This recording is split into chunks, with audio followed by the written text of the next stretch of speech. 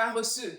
Un jour, j'avais planifié ma journée, planifié les activités que je devais faire. Et voilà, une fois que tout était planifié, qu'est-ce que je fais par la suite? J'ai commencé à ressentir la fatigue. Et j'ai commencé à réfléchir. Devrais-je ajourner ou essayer de mettre certaines choses de côté? Qu'est-ce que je vais faire? J'essayais de lutter avec moi-même. Alors que j'avais déjà tout planifié et tout calé selon le temps et tout.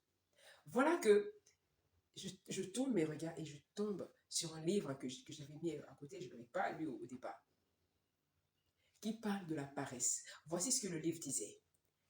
Le problème de la paresse. Et le livre disait, devenir paresseux exige moins d'efforts. Aussitôt, ça a allumé quelque chose dans moi. J'ai dit que, OK. Et je vais vous lire juste quelques phrases de ce que le livre disait. Et le livre disait, le paresseux ne veut rien faire. Le paresseux veut et passe son temps à tourner dans son lit.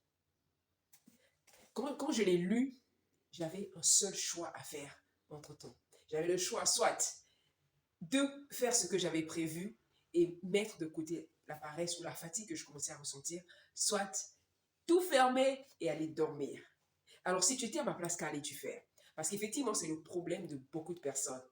On va le trouver des mots moins simples, des mots qui vont faire un peu joli. On va parler de la flemme, on va parler des choses. Mais écoute-moi bien, tout, c'est la paresse. Dis-toi bien que je suis paresseux ou paresseuse et je dois faire quelque chose pour changer. Vous comprenez? Il y a peu de choses. Il y a quelques citations qui parlent de la paresse, qui dit effectivement que la paresse est la mère de toutes les vices.